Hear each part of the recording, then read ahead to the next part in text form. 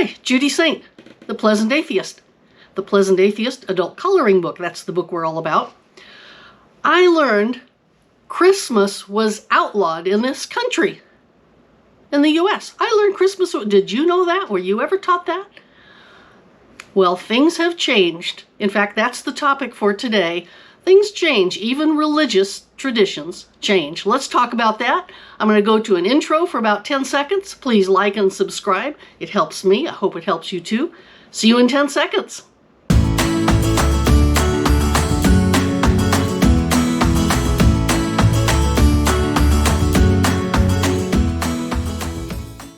Welcome back. Yes, Christmas was outlawed at one time in this country. I had to look it up. I didn't believe it. It was in Boston, Massachusetts, and apparently at this time, the Catholics and the Protestants did not care for each other, let's say to the extreme, to the point that any type of celebration of Christmas, and we're talking about late 1700s, very early 1800s, it was considered what they called trappings of popery. The Pope is about to trap you. And there was so much hatred between the two groups that they actually outlawed any celebration of Christmas. Well, I was never taught that. You wonder how I found out? Well, I was looking up why the Puritans came over to this country. I was looking it up on the internet because we have the internet, which leads me to a fun little point that I made a little while back. Let me show you that. Have you made memes and put them up on Facebook or Instagram or the internet someplace? Here's one that I made. Actually, I made it years ago. I'll read it to you in a second, but let me show you the photos.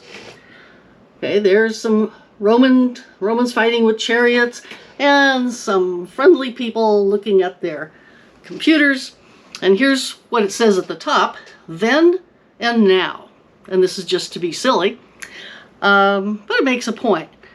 Under then, with the Roman chariots, I wrote, and it's a quote from Isaiah 1:19, "And the Lord was with Judah, and he drave out the inhabitants of the mountain, but could not drive out the inhabitants of the valley, because they had chariots of iron." That struck me a little odd when I first read that. And it really says that, God could not conquer them because they had chariots of iron. Okay, that was then. And then for my little Facebook meme, I put something under now. So I tried to pretty much quote what Isaiah said.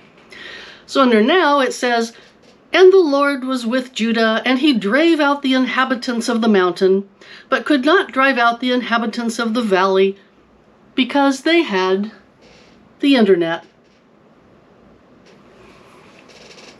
I did get some likes and some laughy faces. And I mean, chariots of iron, can't fight that. And now we have the internet, can't fight that. So that's how I learned about Christmas being outlawed, because I had the internet to look it up. So yes, Christmas was outlawed once in this country. And I have a page in the book about that. I'm going to show you just a little piece of that page right now. We're going to color this in. Of course, there's a lot more around the rest of the page. There's a little caption at the bottom, but we'll just take this little piece to start coloring in. So, yes, I was wondering, why did the Puritans come over? Who are they running away from?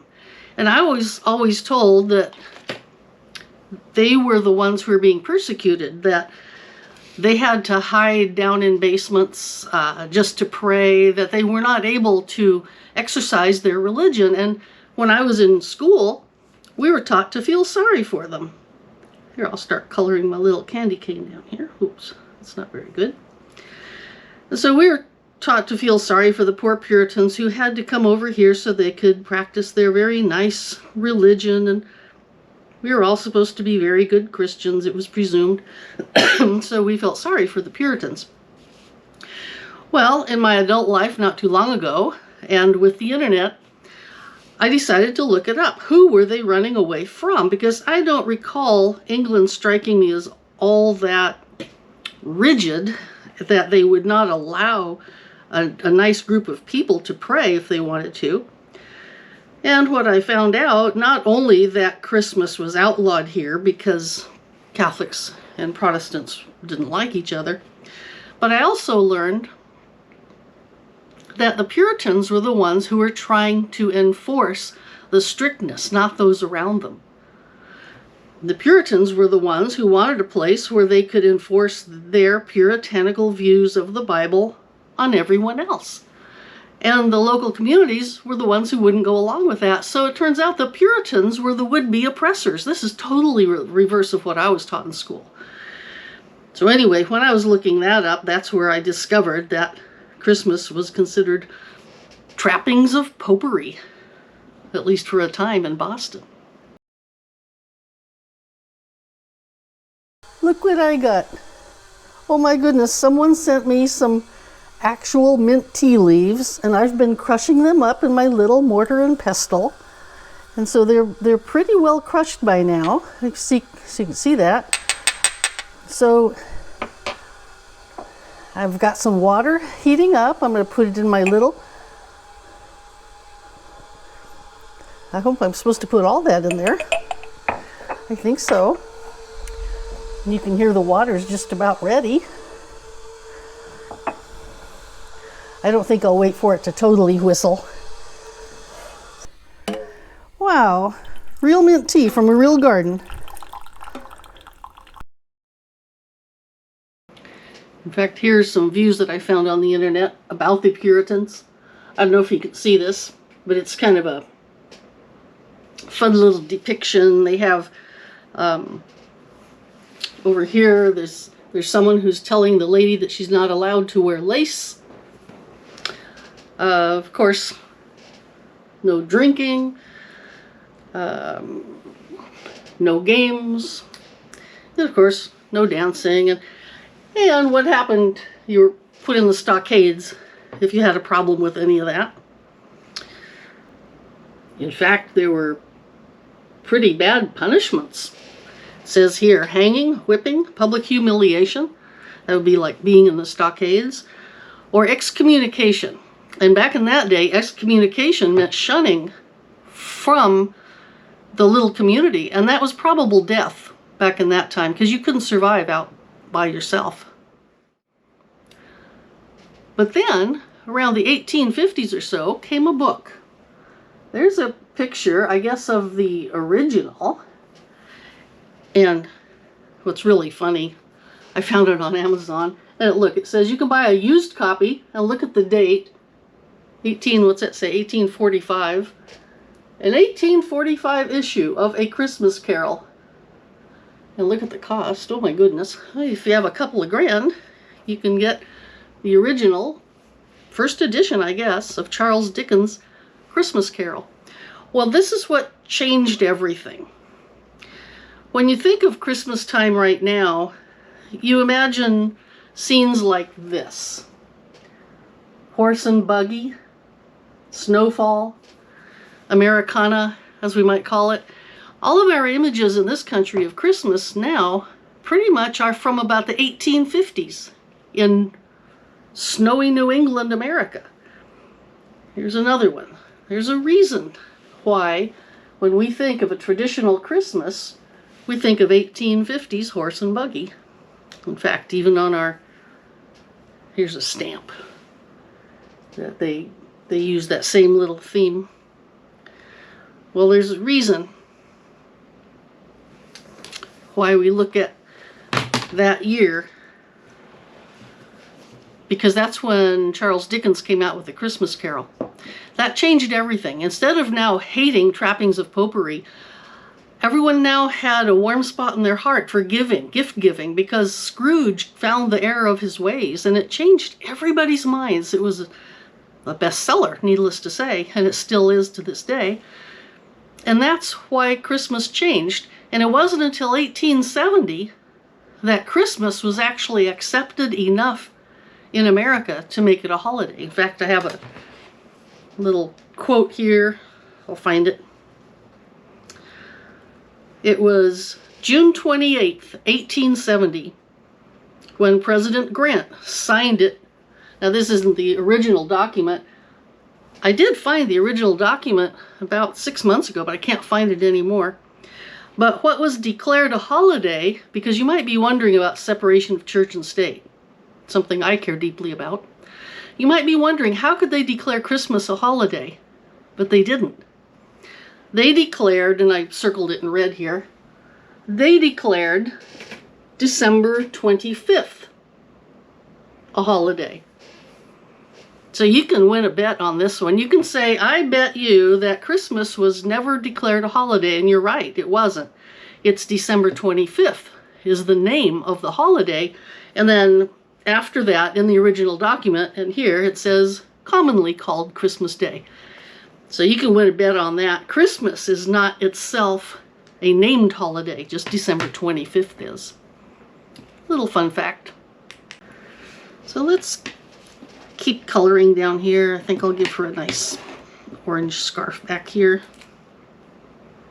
Let's see. Which end is which?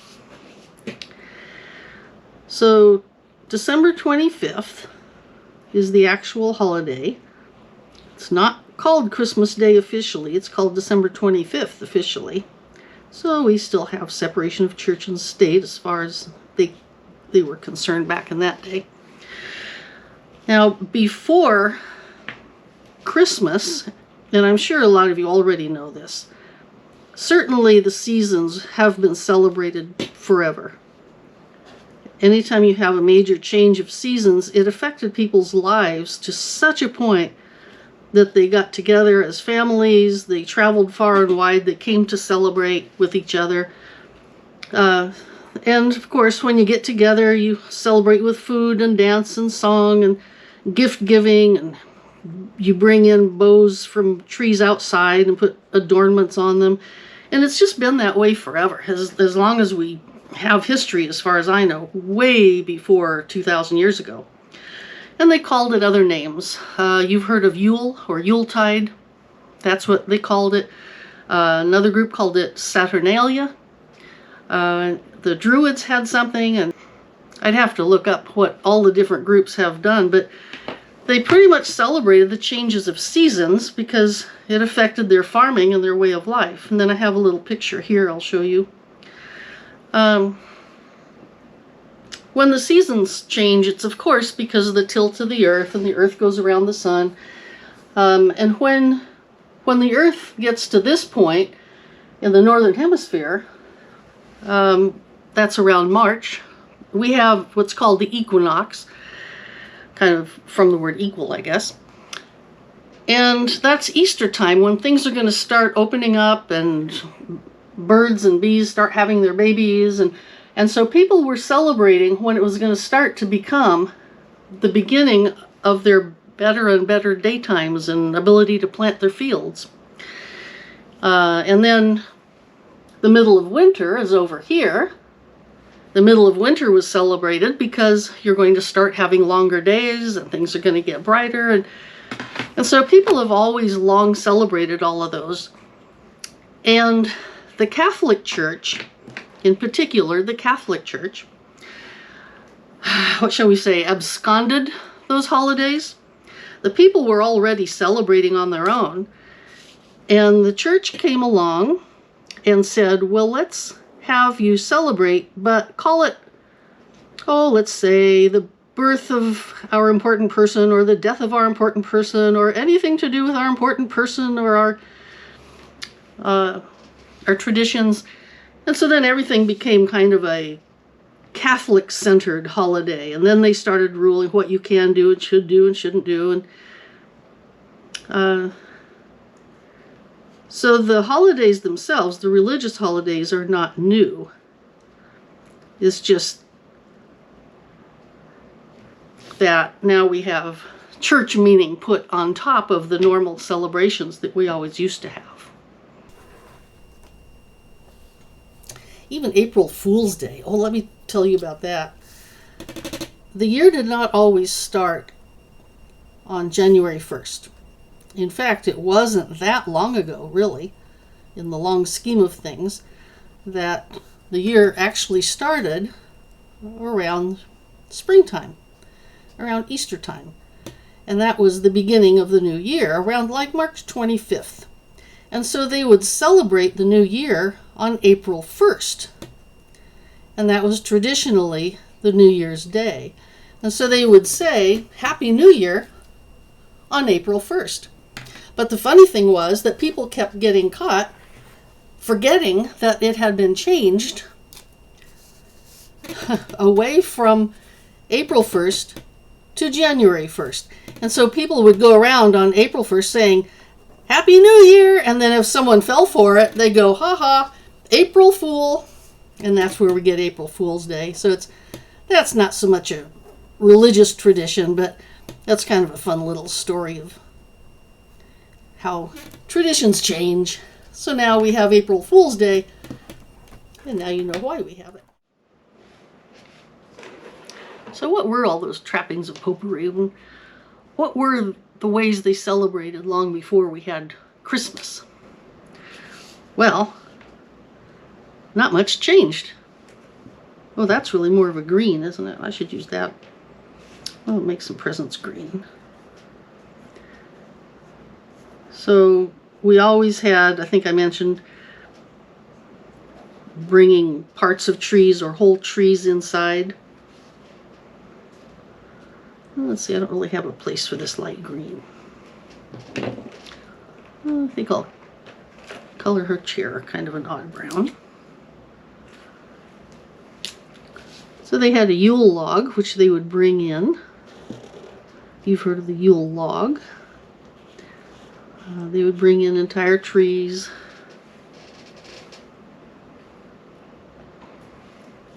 They would have bonfires. They'd go caroling, Christmas caroling. All of these things happened long before any of our modern religions.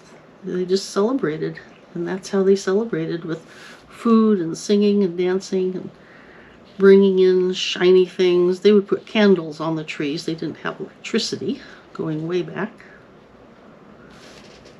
Oh, I guess I'm getting here too. Oh, a fun little thing that just happened. We're not talking about Christmas now, but it's just a fun little thing. There's a group that's getting together just to color this book. I think that's so fun. You might think about it too. They put on a meetup group. Let's get together and color the Pleasant Atheist adult coloring book. I think it's great. What fun. So you can share about what it's like living as an atheist, at least my story, while you get together and color, and they're going to have a potluck too. What a fun idea.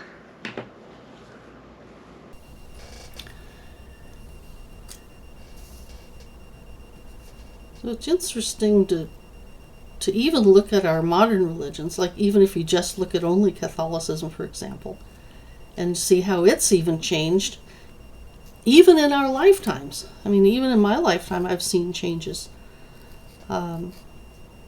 Traditions and practices. And of course, it's always people doing the changes. Every time I look, it's always people. People are deciding, oh, God talked to me, now we have a different tradition. For example, this is the story as I've researched it. There might be more to it than just the part that I know, but the idea that mothers were having a really hard time if they lost their children very young. They were having a very hard time that some of them were not going to make it into heaven because they had not been baptized, I guess, or some requirement that the church outlined. And so they would tell the mothers, no, your children are not going to heaven. And the mothers were having a really hard time with that. And so, as I heard the story, the Pope decided, oh, well, now there's a place called purgatory, and that's where they go, and it's only for a certain amount of time. And so they came up with this idea of purgatory.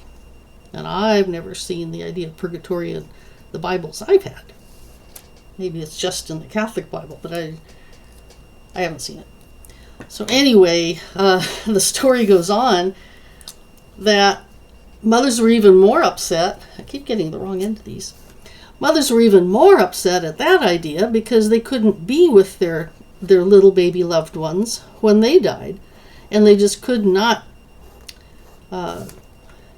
imagine that their little children would be in some sort of a purgatory without them.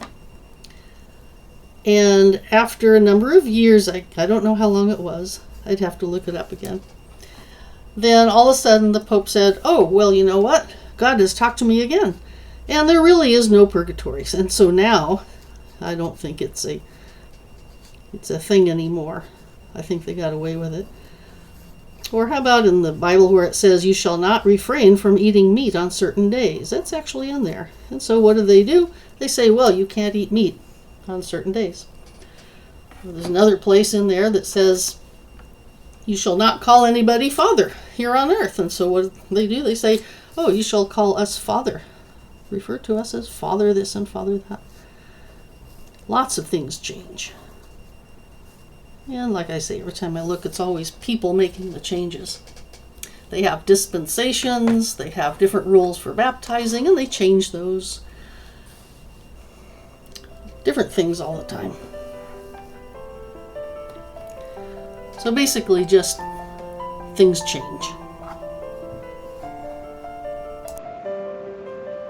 So that was just a fun little romp through a few things that I learned on the internet.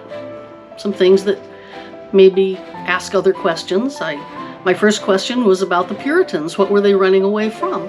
And then I found out that there was Christmas outlawed in this country, and from that I found out that there was a long history of celebrating the solstices and the equinoxes, and I just kept learning more and learning more. The internet is an amazing place. Now, you can't believe everything you see on there, of course, but it's a place to start. Just a place to learn more things. So basically, my tea should be steeped by now. Basically, today was just kind of a fun little chit-chat about how not only does everything change in our lives, but even religious traditions change. But every time you look, it's people changing. Just something to think about. I'm going to continue to color, and I hope you do too. Judy Saint, the Pleasant Atheist. Thank you for liking and subscribing. I'll see you around the internet.